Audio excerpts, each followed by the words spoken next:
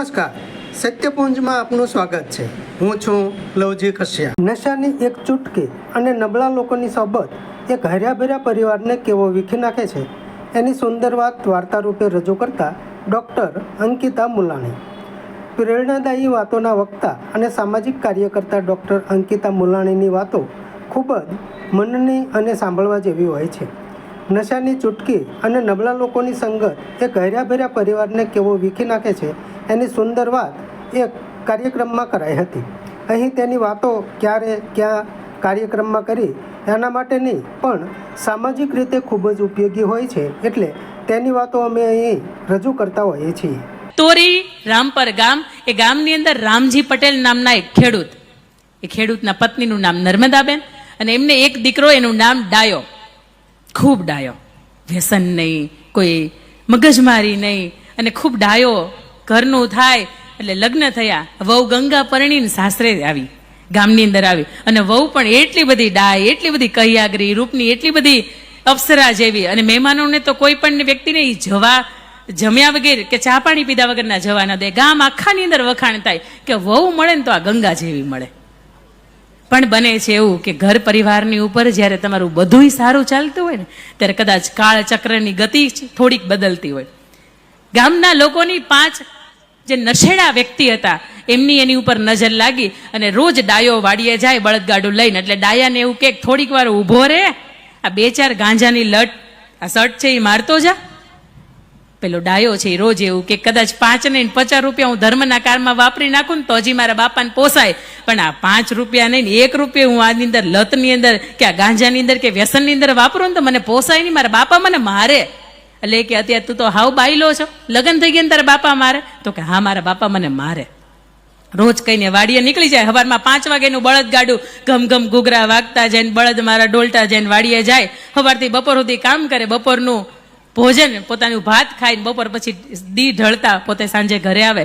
બને છે એવું કે એક વખતનો સમય વહેલી સવાર, અને કદાચ હજી સૂર્યનારાયણ ઉગું થાય એ પહેલાની હજી પ્રભાતિયું, અને પ્રભાતિયાની અંદર પોતે ગાડું લઈને નીકળે. 5 વ્યક્તિઓનું રોજ એક જ કહેવાનું, એવું કહેવાય કે પથ્થર ઉપર પાણી પડે ને તો પથ્થરની અંદર એકાદી વખત ખાડો પડી જાય. તમે જોઈએ છે ભેખડ ઘસાઈ જાય, ગમે એવો પથ્થર હોય પણ પાણી રોજ એને થપાટ લાગે એટલે એ ઘસાય. એક વખત એને પણ વિચાર આવે કે 5 વ્યક્તિને હારે ઊભો રહેવા, રોજ મને કંઈક કહે છે, કંઈક તો હશે ને. એટલે કે તું જો એક વખત ડાયા, એક વખત તું ગાંજાની શર્ટ માર ને, પછી તારે 2 કેરા મકાઈના વાઢવા છે ને તું સસડાટ કરતા વાઢી નાખ. અને આને પણ એવું થયું કે એક વખત બેસી જાઓ. બેઠો, 1 શર્ટ, 2 શર્ટ અને 3 શર્ટ મારી, આ બાજુથી એનું શરીર સળગે છે અંદરથી, અને એક બાજુ રામજી પટેલનું ઘર સળગે છે. મગજની અંદર ગાંજો ચડી જાય છે, પોતે ગાંડા ગદોડવા મળે. એની સાથે જે 5 એના ગંજેડી મિત્રો હતા એ લઈને એને વાડીએ મૂકી આવે. સાંજ પડે છે, નર્મદાબેન પૂછે છે, હે સાંભળ્યું, હજી આપણો દીકરો ઘરે નથી આવ્યો?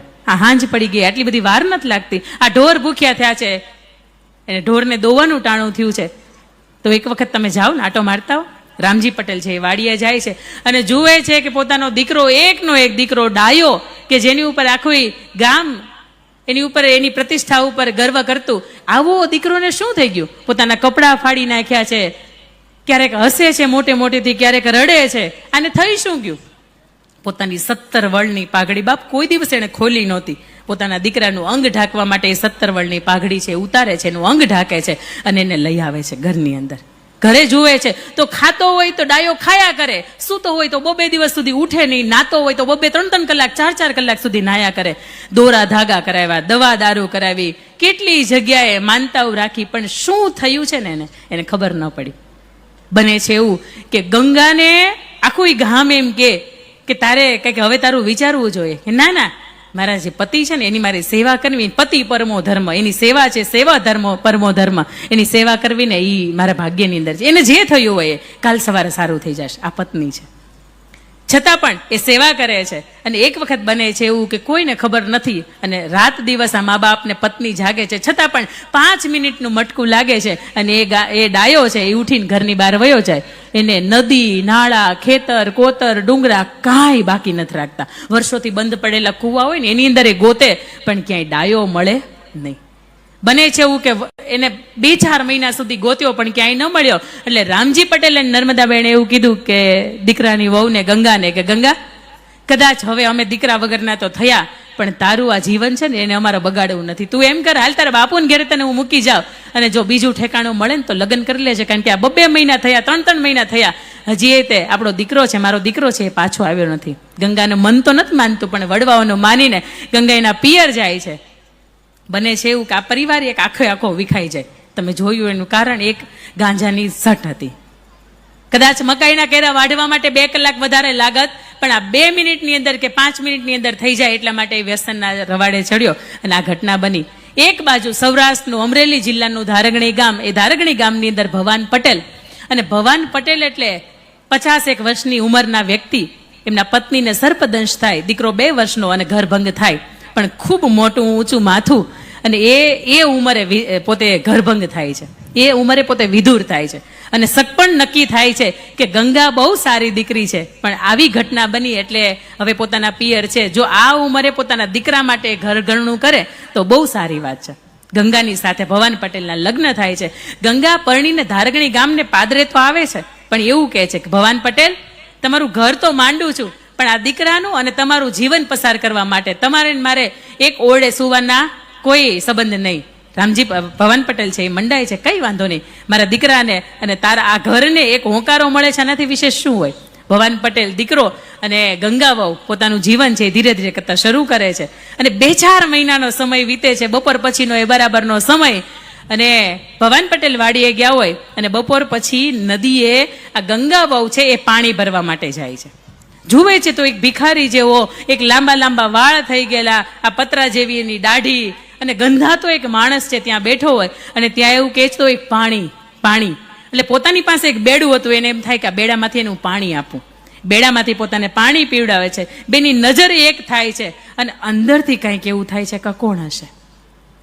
મારા ગામની અંદર આવો વ્યક્તિ ક્યારેય નથી જોયો, પણ ક્યાંક એને જોઈને કેમ એવું લાગે છે કે કંઈક કોઈક જાણીતો છે.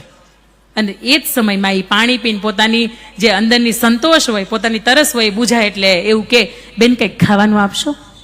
એટલે ગંગા છે એવું કહે છે કે અત્યારે તો મારી પાસે ખાવાનું કાંઈ નથી, પણ આવો, હાંજ પડી છે, હવે હાંજ પડશે, મારા ધણી છે ઘરે આવશે, આવો હું તમને મારી ઘરે જમાડું. પોતે બેડું લઈને ઘરની અંદર પ્રયાણ કરે છે, ધારગણી ગામ, અને પોતાના ગામની બરોબર મધ્યની અંદર પોતાનું ઘર, અને એ સમયમાં મહેમાનને ખાટલો ઢાળી દે છે. મહેમાનને ત્યાં બહાર પેલો ગાંડા ગેલો વ્યક્તિ છે એને બેસાડે છે. સાંજ પડે છે, દિયાત્માનો સમય, અને ભવાન પટેલ ઘરે આવે છે. ભવાન પટેલને એવું કે બાર કોક મહેમાન આવ્યા છે, તમે બેસો ને એની સાથે. બેસે છે, સાંજે વાળું કરે, સાથે જમે. પણ એવું કહેવાય કે હજી કોઈ પણ મહેમાન આપણી ઘરે આવ્યું હોય અને હજી જમવાને વાર હોય, હાંજની વાળું ને વાર હોય, તો એ પહેલા આપણે કંઈક મહેમાન ગતિ માટે એને ચા, પાણી, ઠંડુ શરબત આપણે કંઈક આપીએ. અને એ સમયની અંદર આજથી 150-200 વર્ષ પહેલાની આ ઘટનાની હું તમને વાત કરું છું. ત્યારે દહીં અને દહીંની અંદર સાકર ઘોળીને આપણે મહેમાનોને પાતા. આપણે ગવઢિયાઓ આપણે વડવા હોય ને તો એને તમે પૂછજો, એ તમને આ વાતમાં હોંકારો આપશે કે હા, આ બેન બોલે છે એમાં વાતમાં તથ્ય છે. એ માણસ છે એને દહીં ઘોળે છે ને એની અંદર સાકર પાય છે, ને એ માણસ ઘસઘસાટે ઊંઘી જાય છે. સાંજે ભવાન પટેલ આવે છે, જુએ છે કે મહેમાન ઊંઘી ગયા છે, કઈ વાંધો નહીં. ભવાન પટેલને ગંગા અંદર બોલાવે છે. સાંભળો ને, મેં આજ સુધીમાં તમારી ઘરે આવ્યા પછીમાં કોઈ ભૂલ નથી કરી, તમને સાચવા છે, દીકરાને સાચવો છે, પણ મારે તમારી પાસેથી એક વાત કેવી છે, મારે તમારી પાસેથી કંઈક માગવું છે, તમે મને આપશો? ભવાન પટેલ કહે છે હા બોલો. પેલો માણસને જોયા પછી મને એવું લાગે છે કે કદાચ એના વાણી ઉપરથી, એના વર્તન ઉપરથી, એની લાગણીઓ ઉપરથી, એની આંખીઓ ઉપરથી મને એવું લાગે છે કે મારું આગલું ઘર છે. મારે સાંભળવું છે એ કે તમે એક વખત એને જઈને પૂછો એનું નામ શું છે, એનું ગામ શું છે, એનો પરિવાર કુટુંબ કોણ છે. એક વખત તમે એને જઈને પૂછો, અને જો એ જેવું પણ હોય એવું મને કહો. મારે અહીંથી જતું રહેવું એવું નથી, હું તમારા જ ઘરે રહીશ, પણ મને અંદરથી એવું થાય છે કે મારું આગલું ઠેકાણું છે. ભવાન પટેલ છે એ ઈશ્વરની સાક્ષીએ બહાર જાય છે, એને પૂછે છે કે મહેમાન તમારું નામ શું? એટલે કે છે ડાયો. તમારું ગામ શું? તો કે તોરી રામપર. તમારા બાપુનું નામ શું? તો કે રામજી પટેલ. મારે તો એક વહુવારું છે, એનું નામ ગંગા છે, ખૂબ ડાઈ છે, અને એ મારી વાટ જોતી હશે, પણ હું અત્યારે ક્યાં છું? આવો, આપણે આંગણે અતિથિઓ આવ્યા છે, આપણે એનો સત્કાર કરીએ છીએ. આવો.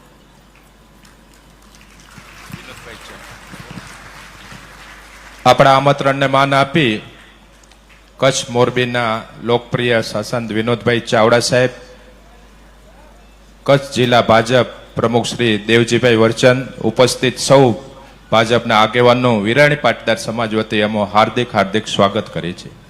કન્ટિન્યુ. એટલે એ ડાયો છે એ પૂછે છે પણ હું ક્યાં છું, આ ઠેકાણું કયું છે? અને ત્યારે ભવાન પટેલ એવું કહે છે કે લ્યો આ કપડાં, આ 2 જોડી કપડાં લઈને તમે નાઈ લ્યો, 1 જોડી તમારે કપડાં તમારા થેલામાં નાખો, પણ તમે ક્યાં છો એ બાપ બરાબર ઠેકાણો છો. અંદર આવીને ગંગાને એવું કહે છે, ગંગા તૈયાર થઈ જાય, આપણે મહેમાનને મૂકવા જવું છે.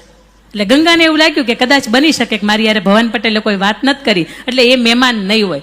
ગંગા છે એવું કહેવાય, ઇતિહાસ સાક્ષી છે કે એક હુંડો એક એને ઘરેણા હતા, એ ઘરેણા પહેરીને પોતે લાજ કાઢીને ગાડાની અંદર બેસી જાય છે. અને ગાડાની અંદર ભવાન પટેલ, આ ડાયો અને ગંગા એ ત્રણેય તોરી રામપર ગામ જવા માટે નીકળે છે. 1-2 દિવસનો સમય વીતે છે અને ગામની અંદર આવીને પૂછે છે કે તમારું ઘર ક્યાં છે? એટલે ઠેકાણું એને બતાવે. ગંગા વહુ છે, એને લાજ કાઢી છે એટલે એને ખબર નથી કયા ઠેકાણે આવીને મારું ગાડું ઊભું રહે છે. એ ઠેકાણે બરાબર આવીને ઊભું રહે છે અને અંદરથી સાજ પાડે છે, રામજી પટેલ. પટેલ હોંકારો આપે છે, કારણ કે હવે ભાભા ડોશી બે હાવ કોના ના સહારે જીવે. પોતે શાંતિથી ઊભા હોય, દરવાજાની ડેલી ખોલવા આવે, આ ડેલીનો ભોગોળ ખોલવા માટે આવે છે. હા આવો મહેમાન. અને પછી એ જે ડાયાનો ચહેરો જુએ છે, એવું કહે છે કે તમારો ડાયો છે, તમને માટે ગોતીનું લાવ્યો છું. અને ત્યારે ભવાન પટેલ એ સાક્ષી પૂરે છે કે રામજી પટેલ એને ડાયો કેટલા બધ ભરીને મળે છે. જે દીકરાને એને ખોયો છે, જેનો આધાર સ્તંભ છે, આ 6-6, 8-8, 10-10 મહિને એના મોઢું જોવે છે, ખૂબ હરખ થાય છે. અને એવું કહે છે કે બપોરનું ટાણું થયું છે, મહેમાન રોકાઈ જાઓ, મારા બેન સાથે નથી આવ્યા. અને ત્યારે ભવાન પટેલ એવું કહે છે કે તમારા બેન નહીં પણ મારાય હવે કદાચ બેન થાય, હું તમારી વહુવારુની સાથે લઈને આવ્યો છું. ત્યારે એ ગંગાનો હાથ છે એ ડાયાના હાથની અંદર સોંપે છે. ગંગા ભવાન પટેલને સવાલ પૂછે છે કે તમારું ધારગણી જેવું ગામ, એ ગામની અંદર તમારી કેવી ઇજ્જત, તમારું કેવું ખોરડું, આ 2 વર્ષનો દીકરો બધાય મને પૂછશે કે આ ઘરને વાળનારી મારી માં, આ ઘરના પાણી ભળિયારનારી આ બધી ક્યાં ગઈ, તમે શું જવાબ આપશો? અને તે દિવસે ભવાન પટેલ એવું કહે છે કે વર્ષો પછી હું આ ગાડા કેડે, આ વાડીના કેડેથી અહીંથી નીકળીશ અને વર્ષો પછી તારા અને ડાયાના સંતાનો રમતા હશે અને એને જોઈને મારું આ હૈયું છે ને ઠરશે ને મને એમ થશે કે નહીં, આ જે સમયે જે મને બુદ્ધિ, આ લક્ષ્મીનારાયણ દેવે મને જે બુદ્ધિ સુજાડી ને બરોબર સુજાડી હતી. અને એ પછી ભવાન પટેલ છે ખાલી ગાડું લઈને, ભર્યું ગાડું મૂકી આવ્યા, પોતાનું ખાલી ગાડું, પોતાનું જીવનની અંદર ખાલીપો છતાંય લઈને આવતા હોય. ધારગણીનું પાદરની અંદર કાળિયા ઠાકરની ધજા છે ને એ પણ એને સલામી ભરતી હોય કે બાપ તે બહુ ઠેકાણું બરોબર કર્યું, તે બહુ નિર્ણય બરોબર કર્યો અને તે બહુ બરાબર કામ કર્યું. આ ભવાન પટેલનો 2 વર્ષનો દીકરો હતો, એનું નામ નરસિંહભાઈ. એમનો દીકરો રણછોડભાઈ, એમના દીકરા છગનભાઈ, એમના દીકરા રાજેશભાઈ અને એમની 6ઠી પેઢીની વારસદાર દીકરી એટલે હું.